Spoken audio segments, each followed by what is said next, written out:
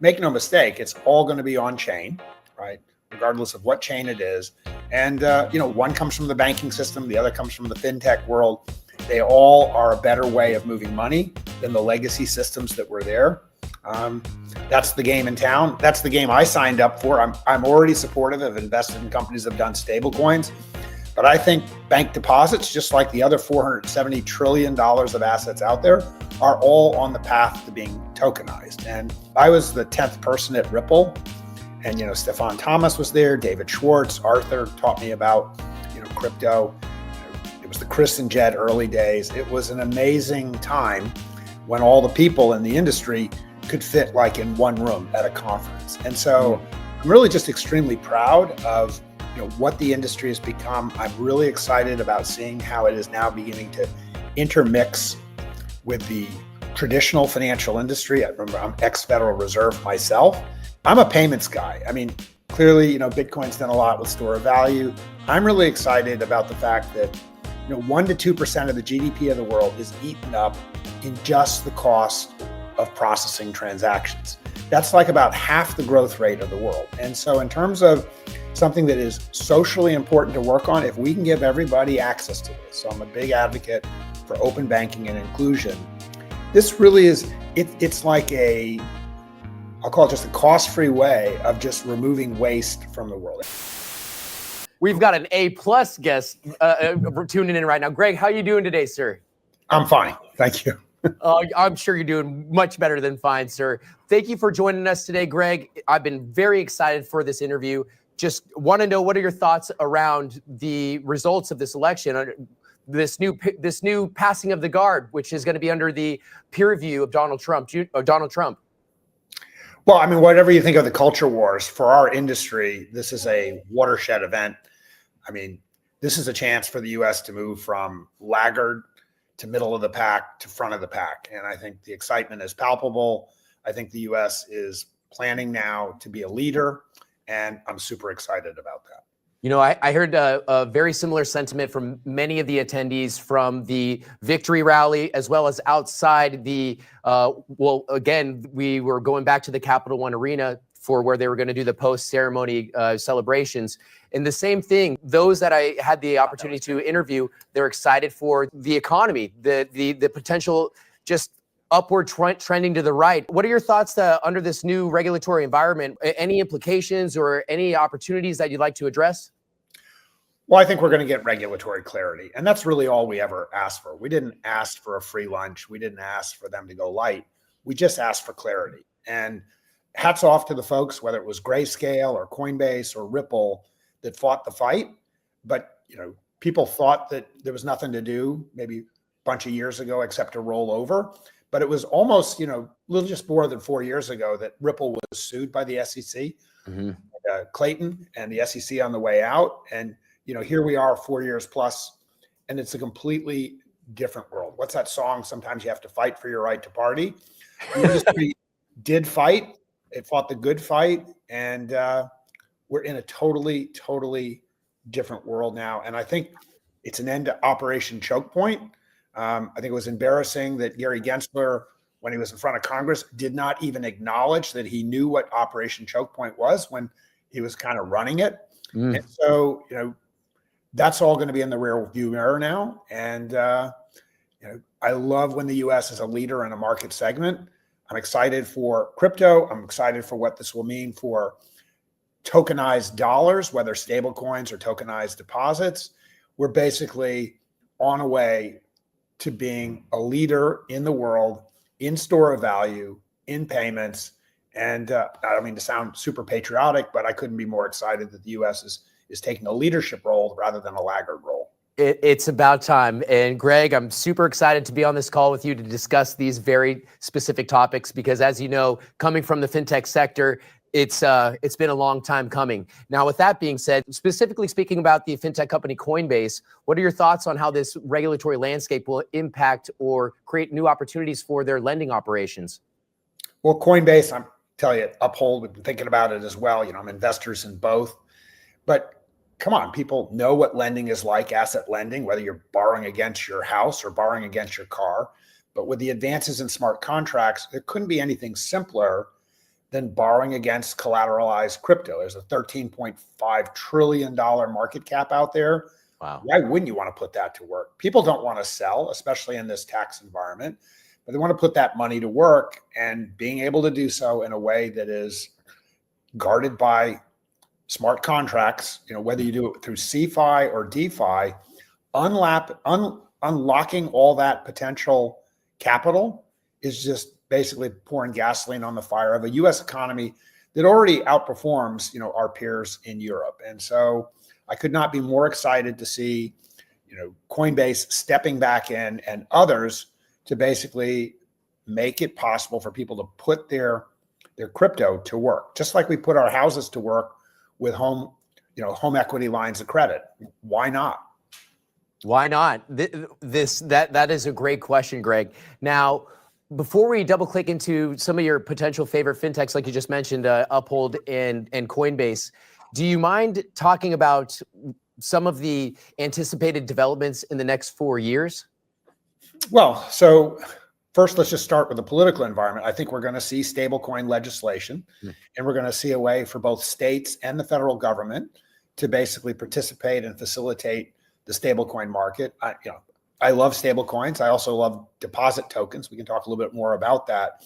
But look, they're just a better way of moving money 24/7 at low cost. There are some clarity issues about who, how, where, when, but I think Congress is poised to pass that legislation. I think the legislation on a Bitcoin fund for strategic fund for the United States will come forward. Hats off to Michael Saylor.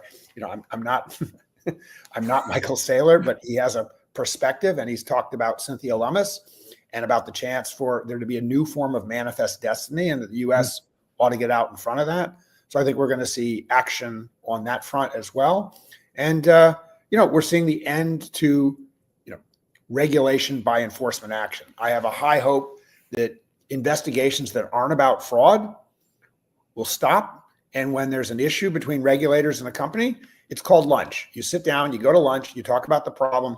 It doesn't have to start with a Wells notice and a lawsuit. So we don't have everything figured out, but there's no reason we can't figure that out as a discussion. And so regulation, regulators, and the crypto companies, they'll be working out on this together to figure out, how we make this an industry that we can lead in. There's no reason that this has to be as confrontational. Of course, we don't want fraud, but when folks are just trying to innovate and they just want rules of the road, man, the U.S. can lead in that. We can basically kick everybody else's butt. And again, I don't mean to sound super patriotic. I'd be happy if other countries were doing it, but I'm pretty proud when our own is doing it. This is a safe place, Greg. So you can be as patriotic as you want. You can rah, rah, rah, MAGA, MAGA, MAGA, all you want here, sir. No one's going to judge you. On the topic of stable coins, Ripple did just recently launch their RLUSD. Uphold recently launched the stablecoin USBC. What are your thoughts on these two specific digital assets? Would you like to opine on either or? Well, I mean, stablecoins have a clear use. I mean, they get incredible velocity. I think like with Tether, 50% of it turns over every day. There's clearly a role for USDC, Ripple. We're working with USBC, which will eventually be US bank coin. The differentiator there is it's issued directly by banks as opposed to through a fintech. And so all those niches of the market are going to be looked for. People want something, not just in the US, but they can use worldwide. There's a saying, if English is good enough for Jesus, it's good enough for everyone. Well, it's kind of the same way about the US dollar.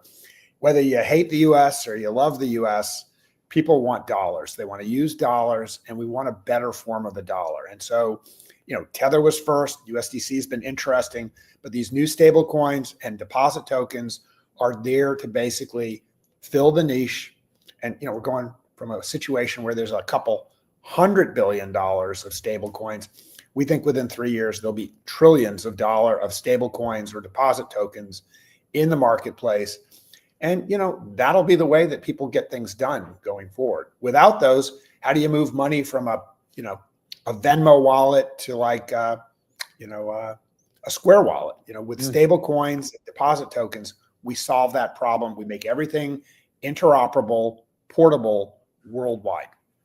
Amen to that, Greg. Now, on the topic of stable coins, fintechs, almost the convergence, like you mentioned, of between TradFi and DeFi, or the banks leveraging some of these new technologies. We heard Christine Lagarde mention how, what are the banks doing? Well, they're buying fintechs. Is this an exact example of what she's mentioned on stage? You can be buying fintechs, but our view is that good fences make good neighbors, and so we see a role for banks banking without shaming crypto companies and fintechs, right? So we want to see that partnership re-energized. I mean, we were lucky enough, we're like the dog that caught the car. We finally were able to buy a nationally chartered bank, Fast Bank in Tulsa, Oklahoma. And, we want to get out from under the cloud of shaming around servicing industries like crypto and other industries that are legal, licensed, but have been, under Operation Choke Point shamed. And we think there's going to be a renaissance there. I think crypto companies do a great job at what they're doing. I think banks need to help them basically have on-off ramps. And, think of the banks as like the window at the casino. You come and you buy the chips. The window's important, but look, the game's at the table.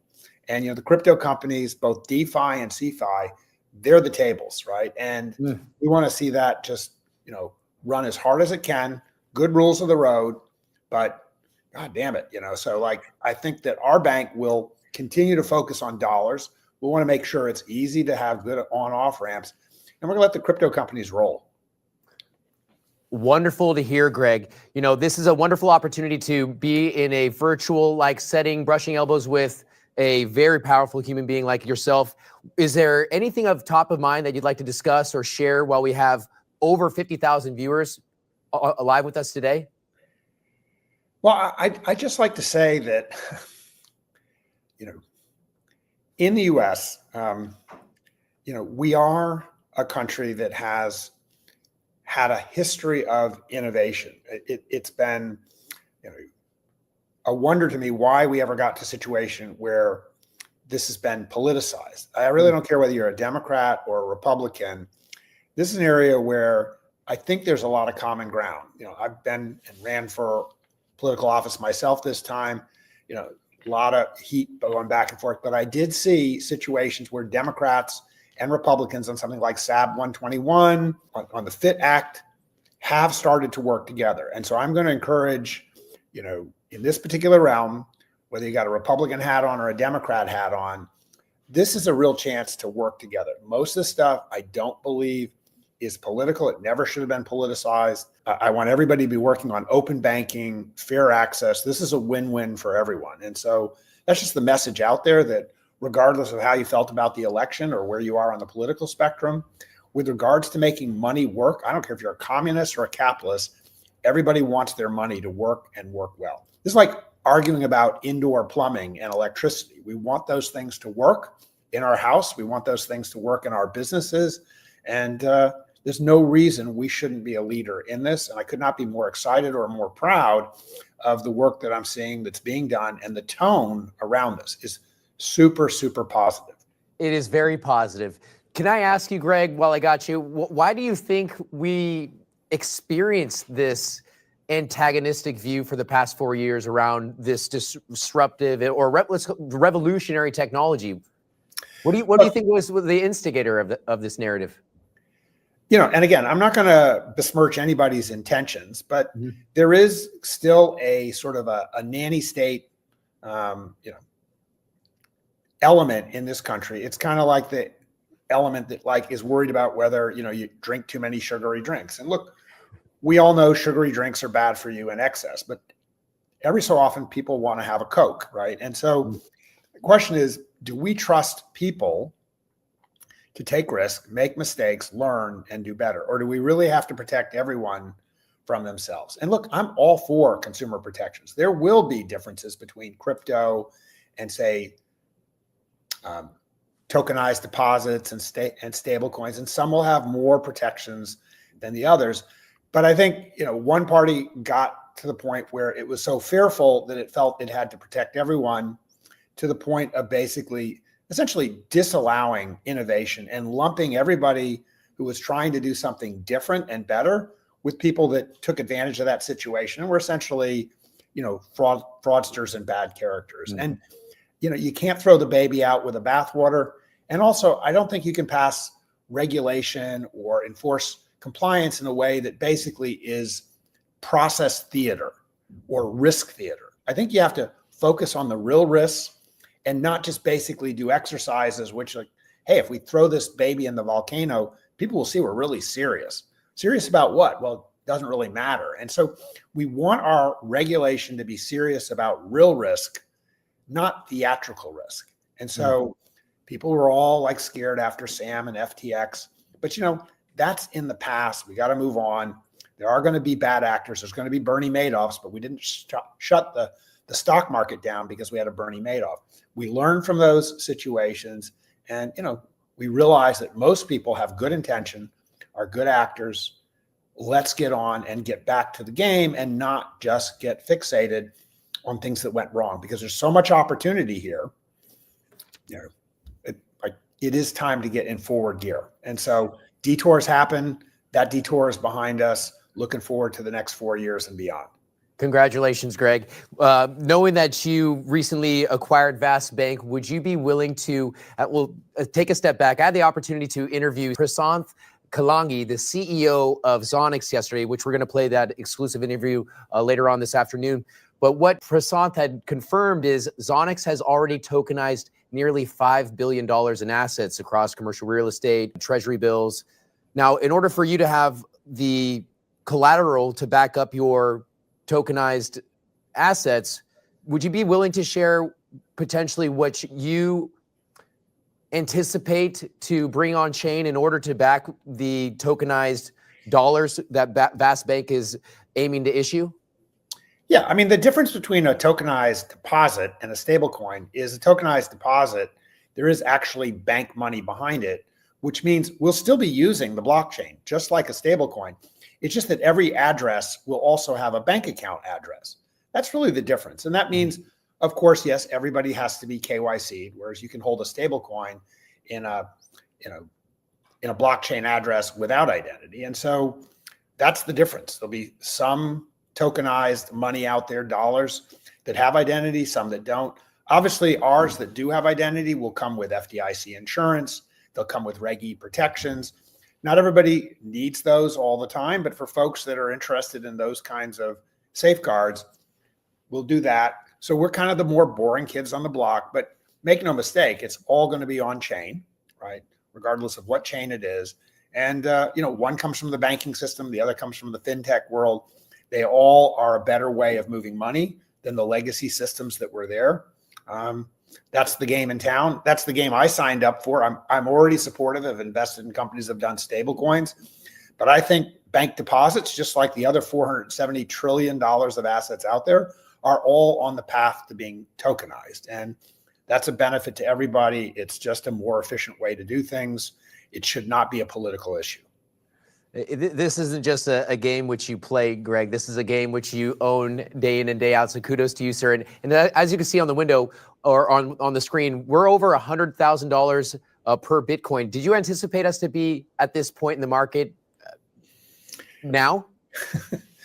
Well, I have to remember I bought my Bitcoin in 2013, and I put it in for the college fund for my daughters. And my ex-wife asked me what I was doing for college. And I said, well, I bought this thing called Bitcoin. And she said, what's Bitcoin? And I said, well, it's this form of mathematical money, and she said, well, who started this guy? Satoshi. And she said, who's he? And I'm like, well, no, nobody knows. And she's like, well, what happens if it's worthless? I said, well, that's what public school's for. Right? So needless to say, the college fund has done well. So I think my kids will have braces and shoes. And so, that was the time when I joined Ripple as well. And so it's been an amazing journey for all these companies. And I could never have imagined it would be, this good, this fast, but it has been an amazing journey. I feel super, super fortunate, not just because of the financial outcome, but just being around the people. I mean, it's hard I was the 10th person at Ripple, and, Stefan Thomas was there, David Schwartz, Arthur taught me about, crypto. It was the Chris and Jed early days. It was an amazing time.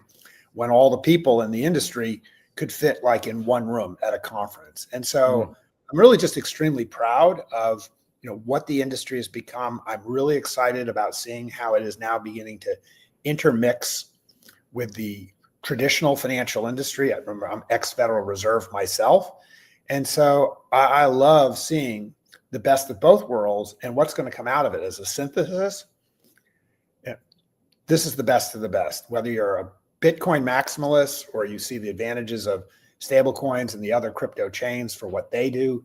Each of them brings a separate story.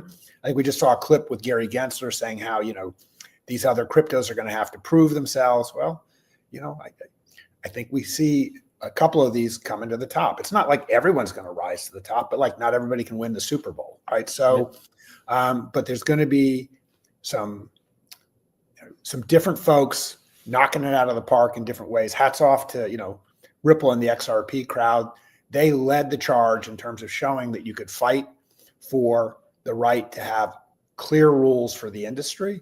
And they're finally getting rewarded for it. It's taken 4 years, but hats off to the Ripple team for what they've done. Earlier today, the team had the opportunity to interview DAI and Brad Kimes. So as you were speaking, I'm imagining that little room that you once started in has now evolved into a conference of thousands and thousands of people. So kudos to you, kudos to Brad Kimes and DAI and the likes, the whole team at Ripple. Now, with that being said, and speaking on that wonderful journey that you've been on, Greg, I've got to also say that I've been on a fortunate journey myself, and I've actually had the wonderful opportunity to brush elbows and cross paths with you recently at the Uphold Ripple event around Money 2020, which is the leading fintech conference in Las Vegas. Before that, it was at a Link2 hosted conference in Portugal, where you flew in and discussed all things digital assets, fintech, and all things revolutionary tech. So like you, sir, I've had just a blessed opportunity to be in the room with someone like you. And so I got to ask you, sir, speaking of conferences, are you going to be showing up to Link2's upcoming conference on February 18th at their headquarters? I'm not sure why I wouldn't. I'm not in charge of my own schedule. So I lost control of my email and my text messaging and scheduling long ago. So I'll go where I'm needed. And okay. I just want to remind people just how different it was. I remember when, the SEC came after Ripple, and, Ripple kind of lost its relationship with the MoneyGram crowd and whatnot. And all the exchanges felt like they couldn't keep trading it. I mean, Uphold continued to keep trading it, but even that was a risk. Man, I really encourage people to remember that in this country, we do forget sometimes you're innocent until proved guilty. I know it hasn't felt like that over the last 4 years, but my gosh, it's just, it's good to be in America today. It's good. It's wonderful to be in America, sir. And it looks like where you're at, the sun is shining, the weather is sweet. Yep. Does that mean you're going to be outside pretty soon riding that mountain bike of yours? We're doing a road ride today, mountain bikes to come. But yeah, so if you guys are ready to move on, I got to get my shoes on and head out. Somebody lent me this shirt for this meeting. But yes. Well, you look good, sir. So kudos to you and the owner of that shirt. You look very dapper today. Now, before I let you go, Greg, is there any last comments that you'd like to make for those in the audience that would greatly appreciate hearing from can we just call you a billionaire, Greg? A billionaire like yourself? Well, I don't keep track of the money stuff, but I'll keep track of it for you. Don't worry. I just encourage people to remember that this is, we are talking about a lot about the financial markets, but I'm a payments guy. I mean, clearly, Bitcoin's done a lot with store of value. I'm really excited about the fact that 1% to 2% of the GDP of the world is eaten up in just the cost of processing transactions. That's like about half the growth rate of the world. And so in terms of something that is socially important to work on, if we can give everybody access to this, so I'm a big advocate for open banking and inclusion. This really is, it's like I'll call it just a cost-free way of just removing waste from the world. And I know that's not the sexiest thing in the world, but making it such that the whole world can grow with less waste is the best thing I can think to do for the planet right now. And so each of these folks that have been part of this crypto industry are playing a role in that. And I'm so glad that we can do that now without having to like bow our heads or like, be shamed for taking the risk to doing the right things and doing them the right way now. So thanks for the opportunity to talk to folks today. Really, again, looking forward to the next coming years and looking forward to American leadership on this front and really sharing those benefits with everyone else in the world. Well, with you as an American leader at the helm, guiding this ship up and to the right, Greg, I no doubt that it's going to be fruitful, it's going to be revolutionary, and we're going to be leaving a better place for our kids. So kudos to you, kudos to your family. Thank you for just sharing your time with us, sir. It's quite a privilege, and I hope to see you at Link2's upcoming conference, February 18th in San Jose at their headquarters. Shameless plug, but I have to do it because I'm going to be there, and I'm excited for all things that are coming out of Link2's domain. And again, and I'm excited to see what's coming out of Vast Bank. I think there's a there, sir. So kudos to you. And kudos to Alex Liu, your CMO. Thanks for setting this up. So appreciate you guys. Now, I don't want to keep you. I know you want to get on those two wheels of yours and probably take off that shirt, even though you look very handsome today, sir. So thank you. Take care. Thank you, Greg. Appreciate you, sir. Bye-bye. Bye-bye. Wow. What a wonderful opportunity that was to speak with Greg Kidd.